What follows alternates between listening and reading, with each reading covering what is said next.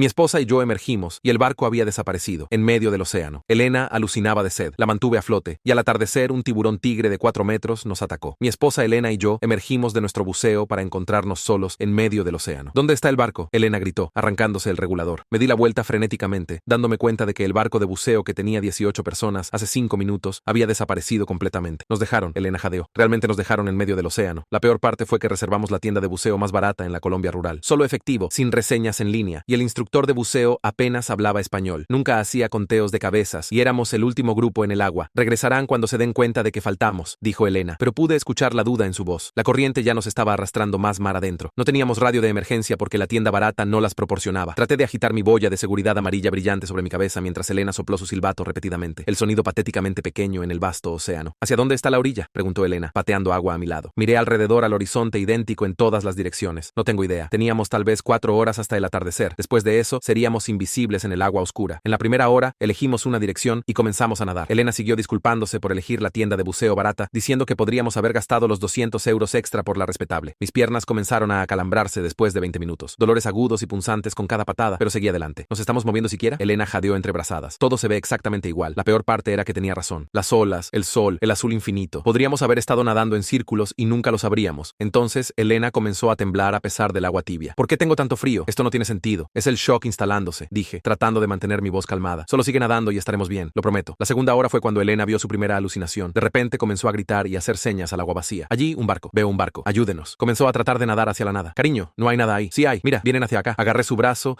y ella luchó conmigo por un momento antes de que el espejismo se disolviera y se diera cuenta de que había estado gritándole a las olas. La expresión de desesperación en su cara cuando entendió que no había barco me rompió el corazón. La sed también se había vuelto insoportable para entonces. Nuestras lenguas estaban hinchadas, labios agrietados y sangrando por la sal. Cada trago se sentía como vidrio roto bajando por nuestras gargantas. Solo un sorbo de agua de mar, Elena rogó, solo para mojar mi boca. No puedo soportarlo. Cuando le dije que eso nos mataría más rápido, trató de beberla de todos modos. Tuve que sostener físicamente sus brazos mientras sollozaba y rogaba por solo un sabor de agua. En la tercera hora, las piernas de Elena dejaron de funcionar. Dijo que ya no podía sentirlas. Eran solo peso muerto jalándola hacia abajo. Tuve que sostener todo su cuerpo mientras pateaba agua, mis brazos gritando en agonía, piernas acalambrándose tan mal que estaba llorando del dolor. Fue entonces cuando las medusas nos alcanzaron. No la vi, pero ciertamente la sentí. Antes de darme cuenta, un dolor como fuego estaba estallando en mi hombro. Elena gritó cuando una medusa también atrapó su brazo. La medusa se alejó nadando, pero no pudimos tratar la picadura. No podíamos hacer nada excepto seguir nadando con veneno corriendo por nuestros cuerpos. Elena se puso floja después de eso. Sus ojos se pusieron en blanco y murmuró algo sobre dejarla atrás para salvarme. Le di una bofetada suave al principio, luego más fuerte cuando no respondió. Las olas se habían vuelto enormes, lavando constantemente nuestras caras, agua salada inundando nuestras narices y pulmones. Para la cuarta hora, Elena estaba completamente inconsciente. Mantuve su cabeza sobre el agua, pero mi fuerza estaba fallando. Seguía perdiendo mi agarre, viendo cómo se deslizaba bajo el agua antes de subirla de nuevo. Cada vez tomaba más tiempo conseguir que su cara estuviera sobre la superficie. El sol se estaba poniendo cuando algo masivo rozó mi pierna. A través del agua clara, lo vi. Un tiburón tigre de al menos 4 metros de largo circulando directamente debajo de nosotros. La aleta rompió la superficie a 6 metros de distancia. Luego desapareció. Luego salió de nuevo a 3 metros. Me golpeó más fuerte la segunda vez. Su piel de papel de lija, rasgando mi traje de neopreno y entrando en mi pantorrilla. La sangre inmediatamente enturbió el agua alrededor nuestro. El tiburón comenzó a circular más rápido, más ajustado, y pude ver su ojo negro muerto mientras pasaba. Traté de golpearlo cuando se acercó, pero mi puño solo rebotó, desgarrando mis nudillos y agregando más sangre al agua. Entonces el tiburón desapareció completamente por 5 segundos. Nada más que silencio. Miré hacia abajo y lo vi subiendo rápido desde abajo, boca comenzando a abrirse, filas de dientes visibles. Estábamos a punto de ser devorados vivos en nuestra luna de miel. El tiburón subió como un cohete y sus dientes se cerraron en mi tobillo con fuerza aplastante. El dolor explotó por mi pierna mientras esos dientes navaja atravesaron mi traje de neopreno directamente en la carne. Me retorcí fuerte y pateé su ojo con mi pie libre tan fuerte como pude. El agarre del tiburón se aflojó por un segundo y arranqué mi pierna libre, sangre derramándose en una nube oscura. Circuló de vuelta inmediatamente mientras tiré a Elena más alto contra mi pecho, mi tobillo pulsando y sangrando mucho. Agarré la boya de seguridad amarilla brillante de mi chaleco de flotabilidad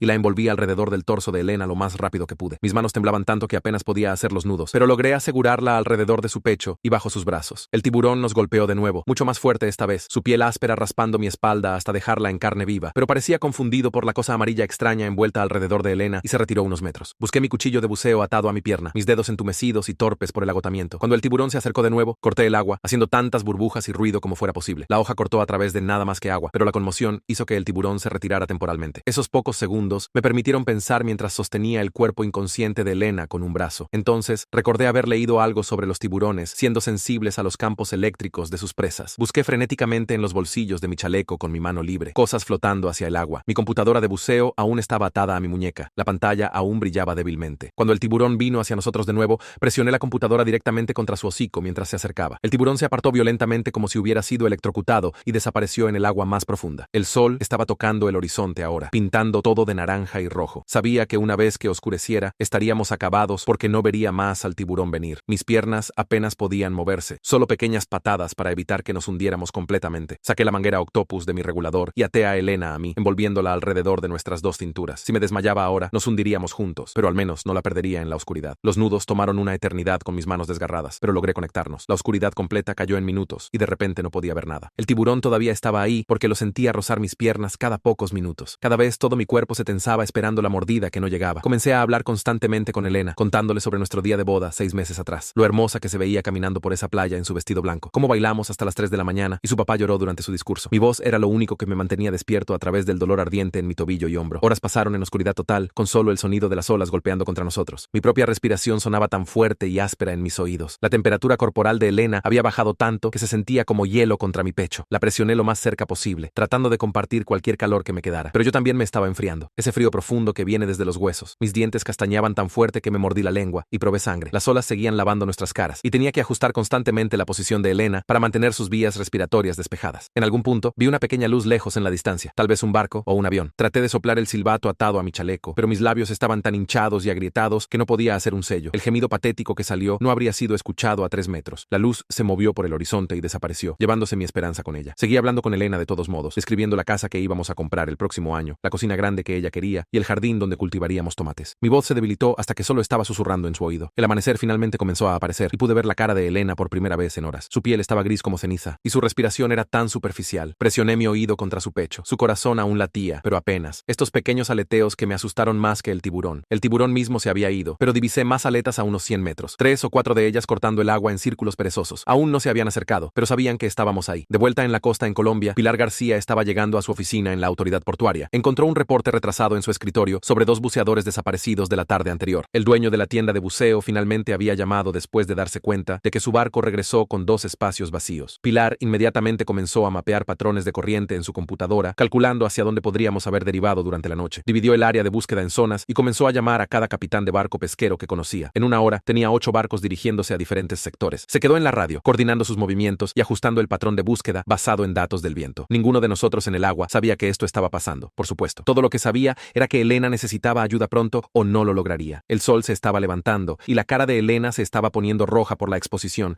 así que me quité la parte superior de mi traje de neopreno con manos temblorosas. Mis dedos seguían resbalándose en el cierre, pero finalmente logré quitármelo y traté de atarlo alrededor de la boya de seguridad para hacer algo de sombra. El tubo amarillo siguió rebotando en las olas y tuve que agarrarlo 3 veces antes de poder envolver el neopreno negro alrededor de él. Lo sostuve sobre la cara de Elena, mis brazos ardiendo por mantenerlos levantados, pero al menos su piel ya no estaba bajo luz solar directa. Las olas nos siguieron haciendo girar en círculos y no podía decir en qué dirección estábamos derivando. El cinturón de pesas de Elena aún estaba enganchado a su chaleco, así que lo desenganché y lo dejé hundirse unos 3 metros en la manguera Octopus. El peso se arrastró debajo de nosotros como un ancla y de repente ya no estábamos girando tanto. Fue entonces cuando lo vi lejos en el horizonte, un barco de carga enorme moviéndose por el agua. Agité la boya de seguridad tan alto como pude alcanzar, pero el barco estaba a kilómetros y se estaba haciendo más pequeño. Mi garganta hizo este sonido extraño de croar cuando traté de gritar. De vuelta en Colombia, Cristian López estaba sentado en una pequeña oficina en la autoridad portuaria, sus manos temblando mientras hablaba con el investigador. Siguió diciendo que pensó que todos estaban a bordo, que el clima se estaba poniendo malo y necesitaba regresar rápido. El investigador anotó como Cristian nunca usaba una tabla con sujetapapeles para conteos, solo miraba alrededor y adivinaba. La respiración de Elena cambió, estas largas pausas entre respiraciones que apretaron mi pecho de miedo. Presioné mi mano en su pecho y empujé hacia abajo, luego otra vez, tratando de ayudar a sus pulmones a trabajar. Cada empuje costaba fuerza que no tenía, pero seguí, contando en voz alta para mantener el ritmo. Sus labios se estaban poniendo azules y empujé más fuerte, sintiendo sus costillas doblarse bajo mi palma. 20 minutos después, escuché un motor y me di la vuelta para ver un barco pesquero, tal vez a 300 metros. Agarré el silbato en mi chaleco y soplé tan fuerte como pude, pero el viento soplaba en la dirección equivocada. El barco siguió derecho, nunca cambiando curso, y lo vi hacerse más y más pequeño hasta que desapareció. Mis ojos ardieron de sal y decepción. Pilar García estaba mirando la pantalla de su computadora, dibujando nuevas líneas en el mapa de búsqueda basado en corrientes nocturnas. Llamó a un capitán de barco de carga por radio y le pidió cambiar el curso solo 2 grados. Cada barco que podía alcanzar ahora estaba buscando cualquier cosa amarilla en el agua. Tenía 8 barcos en zonas diferentes y siguió ajustando sus rutas basado en datos de viento y corriente. Una botella de plástico flotó junto a nosotros y la agarré, mordiendo la tapa con los dientes. La metí debajo de la barbilla de Elena para mantener su cabeza inclinada hacia atrás para que el agua no entrara en su nariz. Una cosa tan pequeña, pero significaba que podía usar ambas manos para patear por unos minutos. Mis piernas se sentían hechas de plomo y cada patada enviaba irradiaba dolor hasta mis caderas. Algo picoteó mi cabeza fuerte, y miré hacia arriba para ver aves marinas circulando sobre nosotros. Una se zambulló y picoteó mi cuero cabelludo otra vez, sacando sangre. Salpiqué agua hacia ellas, pero mis salpicaduras eran débiles, y siguieron viniendo. Otra ave agarró mi mano cuando traté de cubrir la cara de Elena, su pico desgarrando la piel entre mi pulgar e índice. La sangre en el agua las estaba atrayendo, y no podía hacer que pararan. La corriente se sintió diferente de repente, jalándonos de lado, en lugar de directo hacia afuera. Ninguno de nosotros sabía, pero estábamos derivando hacia el borde de la zona de búsqueda que Pilar había dibujado en su mapa. Si cruzáramos esa línea invisible, los barcos realmente tendrían una oportunidad de avistarnos. Sostuve a Elena cerca y comencé a hablar sobre la casa que quería que compráramos, describiendo las ventanas grandes en la sala que dejarían entrar la luz matutina. Le conté sobre la cocina con la isla donde haríamos desayuno los domingos y el dormitorio con espacio para una cama king. Mi voz era solo un susurro ahora, pero seguía hablando sobre el patio trasero donde plantaríamos un jardín, tomates y chiles como cultivaba su madre. Describí el baño con la tina grande donde podría tomar esos baños largos que amaba y el cuarto extra que convertiríamos en oficina. El frío estaba profundo en mis huesos ahora, haciendo que todo mi cuerpo temblara. Ya no podía sentir mis pies y mis manos se estaban entumeciendo. El peso de Elena seguía jalándonos hacia abajo y tuve que patear más fuerte para mantenernos arriba. La boya de seguridad aún estaba de pie sobre nosotros, amarillo brillante contra el cielo azul, pero mis ojos se seguían cerrando sin que yo quisiera. Mordí mi lengua fuerte para mantenerme despierto, probando sangre otra vez. Las aves se estaban volviendo más atrevidas, aterrizando en el agua cerca de nosotros y picoteando nuestra piel expuesta. Traté de agarrar una, pero mi mano se movió demasiado lento y voló. Elena hizo un pequeño sonido, no exactamente un gemido, y presioné mi oído a su pecho otra vez. Su corazón aún latía, pero tan débil que apenas podía sentirlo. Seguí hablando sobre la casa, sobre el porche donde nos sentaríamos en las tardes, sobre el garaje donde estacionaríamos 2 carros algún día. Mis labios estaban tan agrietados que cada palabra dolía, pero no podía dejar de hablar porque si paraba, podría cerrar mis ojos y no volver a abrirlos. El agua golpeó mi cara otra vez y me sacudí despierto, dándome cuenta de que me había desmayado por un segundo. El peso de Elena nos jaló a ambos hacia abajo y pateé fuerte para sacarnos de vuelta, mis piernas apenas respondiendo ya. Kilómetros de distancia en la costa, un pescador entrecerró los ojos hacia algo amarillo. Pensó que vio un destello entre las olas. Agarró su radio y lo reportó a la estación de la Guardia Costera, donde Pilar estaba coordinando la búsqueda. Inmediatamente redirigió 3 barcos a esa área, marcando nuevas coordenadas en su mapa. No sabía que nada de esto estaba pasando. Todo lo que sabía era que mi visión seguía oscureciéndose en los bordes y tenía que sacudir mi cabeza fuerte para mantenerme despierto. Elena me necesitaba consciente para mantener su cara fuera del agua. La boya de seguridad siguió cayéndose en las olas, así que busqué con dedos entumecidos para atarla a la válvula del tanque de Elena. Finalmente se mantuvo derecha, haciéndonos visibles desde mucho más lejos que antes. De vuelta en la estación de policía, los investigadores estaban interrogando a Christian sobre los buceadores desaparecidos. Le preguntaron por qué su barco no tenía radios de emergencia y admitió que no podía pagarlos, que estaba tratando de ahorrar dinero recortando gastos en equipo de seguridad. El investigador escribió todo mientras Christian sudaba a través de su camisa. Afuera en el océano, pensé que vi un barco viniendo hacia nosotros, pero ya había sido engañado por espejismos antes. Aún así, usé la poca fuerza que me quedaba para agitar la boya de seguridad de un lado a otro. El pescador ajustó su curso basado en la dirección del viento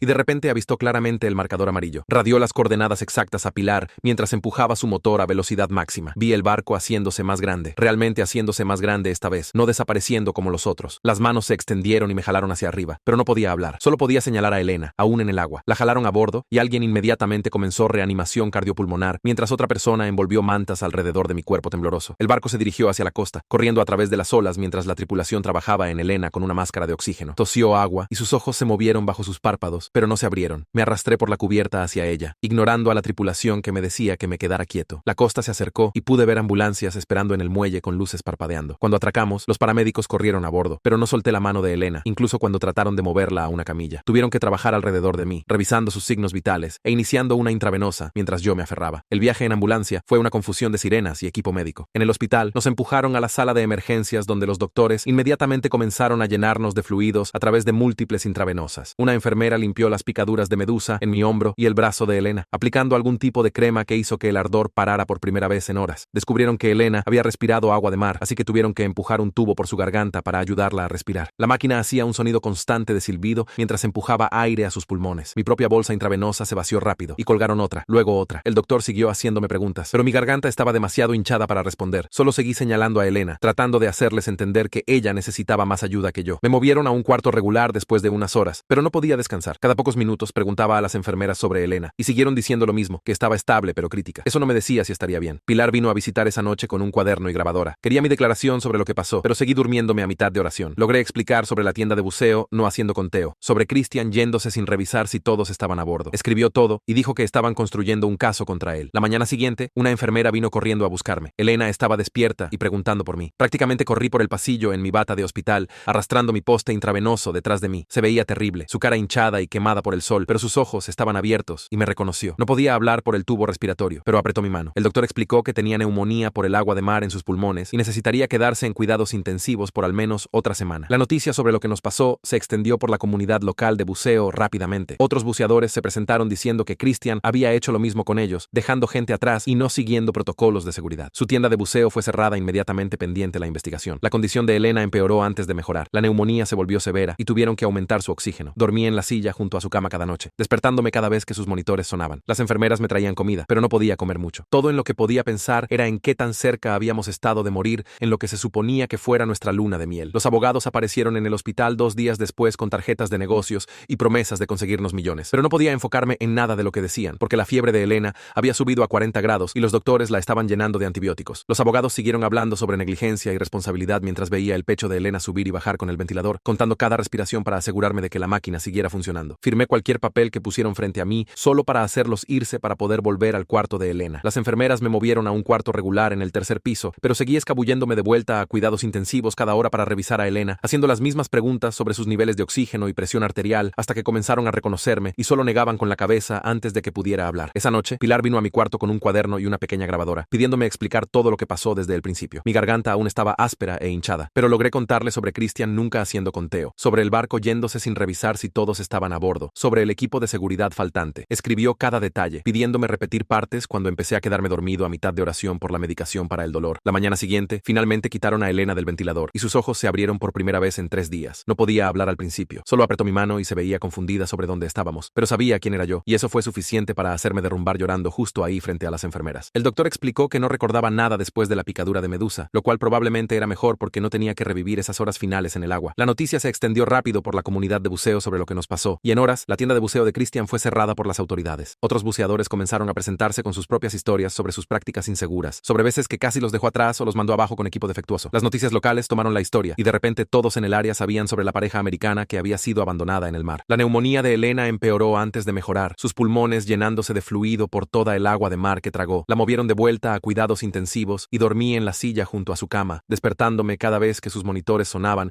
o una enfermera venía a revisarla. Por una semana completa, viví de la comida de la cafetería del hospital y café instantáneo, duchándome en el pequeño baño conectado a su cuarto y usando la misma ropa que el hospital me había dado. Los abogados siguieron llamando, queriendo discutir estrategia y opciones de acuerdo, pero no podía pensar en demandas cuando Elena aún estaba luchando por respirar sola. Mandaron más papeles para firmar y dejaron mensajes de voz sobre deposiciones y evidencia, pero todo lo que me importaba era ver los números de oxígeno de Elena mejorar lentamente cada día. 3 semanas después del rescate, finalmente fuimos autorizados para volar a casa, y la aerolínea nos subió a primera clase cuando escucharon nuestra historia de la gente de la puerta. Elena aún estaba débil, necesitando silla de ruedas por el aeropuerto, y tuve que ayudarla al baño 2 veces durante el vuelo. Los asistentes de vuelo siguieron trayéndonos agua y preguntando si necesitábamos algo, probablemente preocupados de que tuviéramos algún tipo de emergencia médica a 10.000 metros de altura. De vuelta en casa en España, todo se sentía extraño y no familiar después de lo que habíamos pasado. Comenzamos terapia inmediatamente para el trastorno de estrés postraumático, sentándonos en cuartos separados, hablando con consejeros sobre pesadillas y ataques de pánico. Elena también tuvo que hacer fisioterapia 3 veces por semana por el daño nervioso de las picaduras de medusa, trabajando para recuperar sensación en su brazo izquierdo. Fui con ella a cada cita, viéndola luchar a través de ejercicios que deberían haber sido simples, como agarrar una pelota de tenis o sostener un lápiz. El terapeuta dijo que el veneno había dañado los nervios y tomaría meses saber si la sensación regresaría completamente. En casa, saltaba cada vez que escuchaba agua corriendo u olas en la televisión, mi cuerpo tensándose como si estuviera de vuelta en el océano. Elena ya no podía tomar baños, solo duchas rápidas, y aún así, a veces comenzaba a hiperventilar y tenía que ayudarla a salir. Movimos nuestro dormitorio al 2.º piso